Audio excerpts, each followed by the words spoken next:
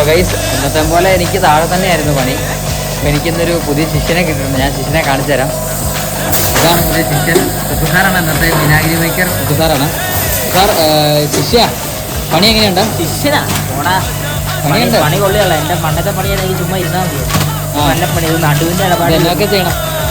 ഈ മിഷ്യൻ പോക്ക് മിഷ്യൻ അതിന് പോക്കാൻ കാരണം എന്നാ? പോക്ക് അതിനെന്തോ ഏറ്റവും പോയി അത് ഞെക്കി കൊടുത്തു.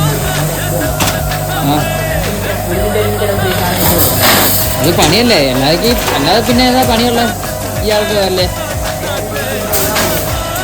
ഇവിടെ ഇച്ചിരി കഷ്ടപ്പെട്ട പണിയാട്ടോ ഉള്ളത്. ഇത് മാത്രമല്ല ഇനി എന്നാ പിന്നെ എന്ത് ചെയ്യണം? ഞാൻ പണ്ട് ഇന്ന് തൂമ്പണി പഠിച്ചു പോയി. അപ്പോൾ അതാണ് ചുമ്മാ ഇരിക്കുക, കുക്ക് കഴിക്കുക. ഇത് ഇച്ചിരി മടുപ്പാണ്. നിൽക്കണം അല്ലേ? ഇങ്ങനെ നടുവ് വളർന്നു. ഇതൊക്കെ കുക്കുസാർ അടിച്ച് വെച്ചാണ്. പിന്നെ അവിടെ അമ്മ അടിച്ച് വെച്ചിട്ടുണ്ട്. അത് കഴിഞ്ഞ ദിവസത്തെയാ. ഇത് പുതിയ സ്ഥലത്താണെന്നോർത്ത് അടിച്ചൊരു കുഴപ്പമില്ല. 2 വലിയത്തെ അടിച്ചിട്ടാണ്. 2 വലിയത്ത് അടിച്ച് വെച്ചിട്ടുണ്ട്. കുഴപ്പമില്ല. നല്ല പണിക്കാരനാണ്.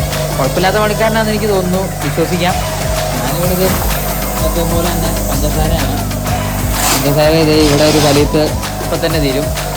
ഇന്ന് നേരത്തെ ഇവിടെ 4 മണിയാകുമ്പോഴേക്കും വിടും.